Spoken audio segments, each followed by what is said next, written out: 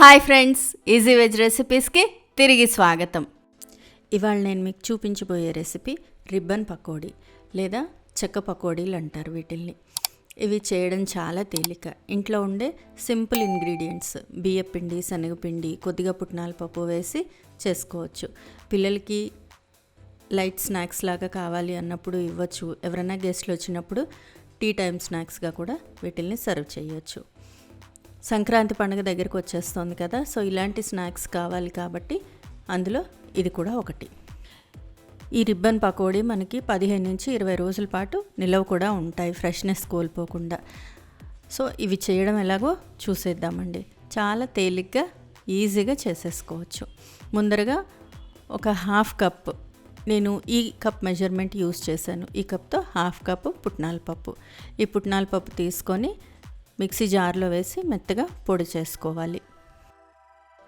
ఎక్కడ పప్పులు ఉండకుండా అంత మెత్తగా పొడి చేసేసుకోవాలి. ఒక పెద్ద మిక్సింగ్ బౌల్ తీసుకొని అందులో ఈ పుట్నాల పప్పు పొడి, హాఫ్ కప్ తీసుకున్నాం కాబట్టి 1 కప్ బియ్యపిండి, రైస్ ఫ్లోర్ మనకి మామూలుగా స్టోర్స్లో దొరికేస్తుంది. అలాగే హాఫ్ కప్ శనగపిండి. ఈ 3 పిండిలు వేసేసి దీనిలో రుచికి సరిపడా ఉప్పు, అలాగే 2 టీ స్పూన్ కారము, హాఫ్ టీ స్పూన్ ఇంగువ, హాఫ్ టీ స్పూన్ వాము అన్నీ వేసి బాగా కలిపేసుకోవాలి. ముందర పొడిగా అన్నీ కలిపేసిన తర్వాత అప్పుడు కొంచెం నీళ్ళు వేసి కలుపుకుంటే బాగుంటుంది. అన్నీ ఉప్పు కారం సమంగా కలుస్తాయి.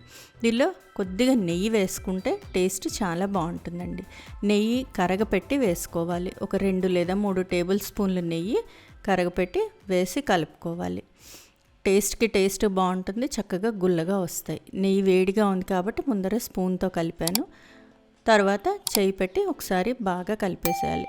నెయ్యి పిండి అంతటికి పట్టుకున్న తర్వాత ఇలా ఉండలాగా ఫామ్ అవ్వాలి పిండి, అంత బాగా పట్టుకోవాలి నెయ్యి. అలా బాగా పట్టుకున్న తర్వాత దీనిలో కొద్దిగా నీళ్లు వేసుకుంటూ చపాతీ పిండిలాగా సాఫ్ట్గా పిండి తయారు చేసుకోవాలండి. కొంచెం నీళ్లు వేసుకుంటూ కలిపితే మనకి చక్కగా కరెక్ట్ కన్సిస్టెన్సీలో వస్తుంది. కొద్దిగా నీళ్లు పోసుకుంటూ మర్దన చేసుకుంటూ కలుపుకోవాలి. పిండి అంతా చక్కగా ఇలా కలిపేసుకొని పక్కన పెట్టుకోవాలండి. పిండి కలుపుతున్నప్పుడే మర్దన చేసుకుంటే సరిపోతుంది. తర్వాత మళ్ళీ దీన్ని మర్దన చేయాల్సిన అవసరం ఉండదు. ఎక్కడ పొడి పిండి లేకుండా మాత్రం చూసుకోవాలండి. ఇలా పిండి అంతా కలిపేసి మూత పెట్టి ఒక 5 నిమిషాలు పక్కన ఉంచేసేయండి. మనకి జంతికల గొట్టము లేదా మురుకు మేకర్ అంటారు, అవి మనకి ఆన్లైన్లో కూడా దొరుకుతున్నాయి, లేదా స్టీల్ సామాన్ షాపుల్లో ఎక్కడైనా దొరికేస్తాయి. అది తీసుకొని దానిలో ఇలా ఉండే ప్లేట్, అంటే ఇలా 4 గీతల్లాగా ఉండే ప్లేట్ తీసుకొని జంతికల గొట్టం రెడీ చేసుకోవాలి. దీనిలో కొద్దిగా నూనె వేసేసి రెడీ చేసుకోవాలండి. నూనె గొట్టం అంతా పట్టేసిన తర్వాత కొద్దిగా పిండి తీసుకొని ఈ జంతికల గొట్టంలోకి నింపుకోవాలి. పిండి కూడా ఇలా సిలిండర్ షేప్లోకి మార్చుకొని దానిలో పెట్టి కొంచెం ప్రెస్ చేసేసేయాలి. ఇలా ప్రెస్ చేసిన తర్వాత మూత వేసేసేయాలి. నేను ఇక్కడ ఇలాగా పిండిలు ఉండేది తీసుకున్నానండి. గన్ టైప్వి కూడా ఉంటాయి, అలాగే ప్రెస్సింగ్ కూడా ఉంటాయి. మన కన్వీనియంట్కి తగ్గట్టుగా తీసుకోవాలి. నూనె బాగా వేడి చేసుకోవాలి. నూనె బాగా వేడెక్కిన తర్వాత సిమ్లో పెట్టి స్లోగా రిబ్బన్ పకోడీని నూనెలోకి ప్రెస్ చేసుకోవాలి. జాగ్రత్తగా కొంచెం దూరంగా పెట్టి చేసుకోవాలండి. వేడిగా ఉంటుంది నూనె, చేయి కాలే అవకాశం ఉంటుంది. నూనెకి సరిపడా ప్రెస్ చేసుకొని మీడియం ఫ్లేమ్లో పెట్టి కాల్చుకోవాలండి.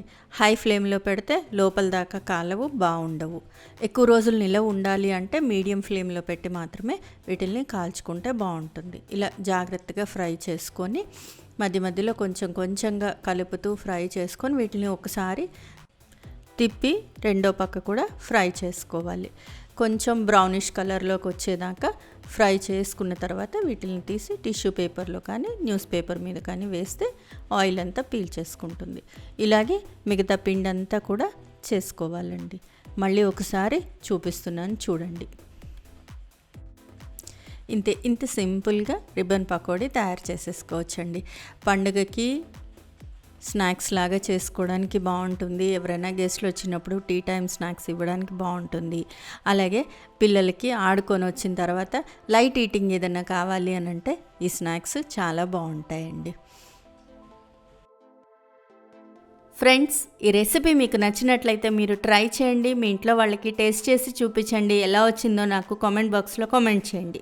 ఫ్రెండ్స్, ఈ వీడియో మీకు నచ్చినట్లయితే ప్లీజ్ లైక్ చేయండి, షేర్ చేయండి. ఛానల్ సబ్స్క్రైబ్ చేసుకొని వాళ్ళు ఛానల్ సబ్స్క్రైబ్ చేసుకోండి. ఆ బెల్ ఐకాన్ క్లిక్ చేయడం మాత్రం మర్చిపోకండి.